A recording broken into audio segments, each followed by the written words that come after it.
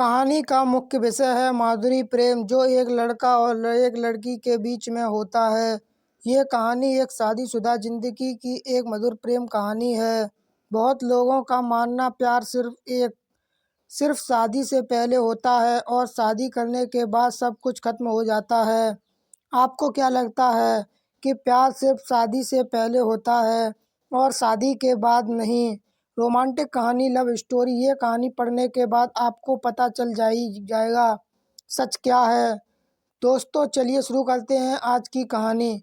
दो दिलों का मिलन, एक शादीशुदा जिंदगी का प्यार भरी कहानी। Romantic love story in Hindi. कल अभिषेक ने एक साड़ी लाया और टेबल पर रख दी। पायल ने कल रात को ही देख लिया था कि टेबल पर एक साड़ी पड़ा है, लेकिन तब वह साड़ी को हाथ नहीं लगाई थी। लेकिन अगले दिन सुबह जब पायल ने घर की साफ सफाई करने रही थी, तब पायल की नज़र टेबल पर रखी हुई साड़ी पे पास एक चिट्ठी पर पड़ी। पायल ने तुरंत उस चिट्ठी को अपने हाथों में लिया और पढ़ने लगी। उसमें लिखा था, मेरी पायल, तुम्हारी गुस्सा देख के लिए मुझे हर दिन एक नया ड्रामा करना पड़ता है। मुझे आपकी गुस्सा बहुत अच्छी लगती है, मगर मैं जब देर से घर लौटता हूँ तो तुम मुझे डांटती हो। मुझे तुम्हारा डांटना बहुत ही अच्छा लगता है। तब दिल करता है कि मैं तुम्हें बाहों में उठा लूं, लेकिन तुमको तो पता है मैं इतना रोमांटिक नहीं हूँ। दरअसल पढ़ाई और नौकरी को लेकर इतना व्यस्त रहता हूँ कि मैं तुम्हें सही से वक्त नहीं दे पाता हूँ और तुम जानबूझकर मुंह फुलाकर बैठी रहती हो। एक दिन तुम जब गुस्सा करती हो ना, तब तुम्हें बहुत अच्छा लगता है।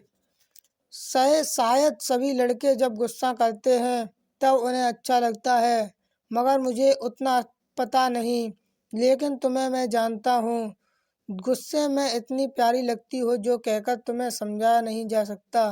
दिल करता है हर रोज मैं तुम्हें अपने बाहों में लपेट लूं, लेकिन पता नहीं किसी अज्ञात कारण से मैं तुम्हें अपना समय नहीं दे पाता हूँ। हर रोज देर से घर लौटने के कारण सिर्फ वही आपको मैं थोड़ा समय दे पाता हूँ। बहुत प्यार करता हूँ तुमसे, इसलिए मैं अपने प्यार को अपने ही दिल में छुपा कर रखता हूँ। मैं सुबह जल्दी उठता हूँ ताकि सूरज देखने से पहले तुम्हें देख सकूँ। रोशनी मुझे पसंद नहीं है, लेकिन क्या कर सकता हूँ। रोशनी के बिना तुम्हें दिखाई नहीं देता, इसलिए मैं सर्वदा रोशनी के सामने अपने सर झुकाए रखता हूँ। छोड़ो ये सब बातें। कल जो तुम्हारे लिए एक साड़ी लाया था वह टेबल पर रखा है, मगर तुम्हारी हाथों में नहीं दे सकता। अभी यह चिट्ठी पढ़ने की बहाने शायद वह साड़ी अपने हाथों में ले गए। शायद वह साड़ी तुम्हें पसंद नहीं आई है, इसलिए मैं तुम्हें वह साड़ी तुम्हारे हाथों में नहीं दिया था। तुम्हें पता है मैं कभी भी साड़ी अकेले नहीं खरीदता। माँ के लिए जब साड़ी खरीदता हूँ तब भी मैं माँ को साथ लेकर जाता हूँ। कभी कभी उनको साड़ी पसंद नहीं आती। शायद तुम्हारी पसंद के अनुसार साड़ी नहीं खरीद सका, इसलिए तुम्हें न देखकर टेबल पर रख दी। मैं तुम्हें वादा करता हूँ एक दिन तुम्हारे लिए सच्चा प्यार करूँगा और एक दिन मैं तुम्हारे लिए दुनिया की सबसे बेहतरीन साड़ी लिवाऊंगा। अभिषेक का चिट्ठी पढ़ने के बाद पायल की होठों पर हल्की सी मुस्कुराहट दिखाई दी। पायल ने अभिषेक का पत्र पढ़कर थोड़ी हैरानी थी। जो अभिषेक पायल के सामने ठीक से नहीं खड़ा होता, वह अभिषेक अपने दिल के एक कोने में अपनी पत्नी के लिए ढेर सारा प्यार भी छुपाए रख सकता है। पायल का सपना था कि उसका एक हस्बैंड पति होगा और वह बहुत ही रोमांटिक होगा, लेकिन अभिषेक के अंदर तो रोमांटिक बोलकर कोई चीज़ ही नहीं है। लेकिन अब देखो, अभिषेक के दिल में रोमांटिक का गहरा समुंदर है। पायल भी अभिषेक को बहुत ही प्यार करती है, लेकिन कोई किसी से अपने दिल में छुपी हुई प्यार की खुलासा नहीं करता। अब अभिषेक की चिट्ठी पढ़कर पायल को साड़ी पहनने का दिल कर रहा था। थोड़ी देर बाद दरवाजा पर खटखट की आवाज़ आई। पायल ने तुरंत दरवाज़ा खोला। अभिषेक पायल को देखकर हैरान हो गया। अभिषेक ने पायल के लिए सोचा कि वह गलत दरवाजे पर आ गया। उसने एक बार अपनी आँख मरोड़ कर देखा, नहीं, ये पायल ही नहीं है। फिर भी अभिषेक ने पायल को नज़रअंदाज करके अपने घर के अंदर चला गया। ऐसा देख रहा है कि जैसे पायल को रोज बस इसी हालत में देखता है। पायल को वह समझने नहीं रहा दिया कि वह पायल को देखकर चौंक गए थे। अभिषेक ने खाना खाकर अपने बिस्तर पर लेटा हुआ था। तभी दरवाजा बंद करने की आवाज़ आई। अभिषेक समझ गया लिया कि पायल कमरे में आ गई।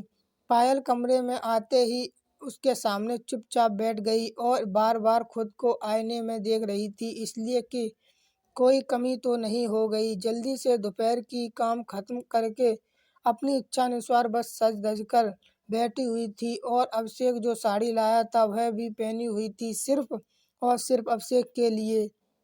और वह एक बार के लिए तक पूछा ही नहीं। पायल को खुद पे ही बहुत गुस्सा हो रहा था। अपने सर को बोझ सज धज कर आयान के सामने बैठी हुई थी। पायल ने इधर अभिषेक को और बिस्तर पे लेटा हुआ बर्दाश्त नहीं हो सका, क्योंकि पायल ने अभिषेक को चुम्बक की तरह अपनी ओर खींच रहा था। अभिषेक की दिल बार बार अभिषेक को कह रहा था, तू पायल के पास जा और उसे अपने बाहों में लपेट ले, वह सिर्फ तेरे लिए सज धज के बैठी है।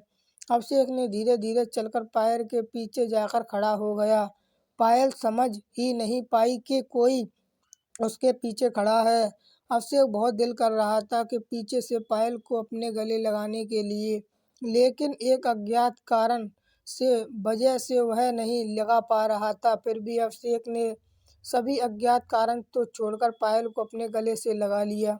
पायल ने चौंक गई और खुद को छुड़ाते हुए देखा कि अभिषेक ने उसे अपने गले से लगाया है। पायल ने थोड़ी हैरान हुई, लेकिन अपने दिल के अंदर छुप छुप कर बहाना बना रही थी। पायल भी खुद को रोक नहीं पाई और अभिषेक को अपने दोनों हाथों में गले लगा लिया। दरअसल गुस्सा और अभिमान छुपाया जा सकता है, लेकिन दिल में छुपा हुआ प्यार छिपाना नामुमकिन है। अभिषेक ने पायल को अपने दोनों हाथों में बहानों से लेकर उसे चूमने लगा। पायल भी अपने दोनों हाथों से अभिषेक को प्यार करने लगी। तब अभिषेक ने अपने कमरे की लाइट बंद कर दी और दोनों अपने आनंद में सो गए। धन्यवाद दोस्तों, कहानी अच्छी लगी हो तो like share subscribe please. Thank you for watching the video.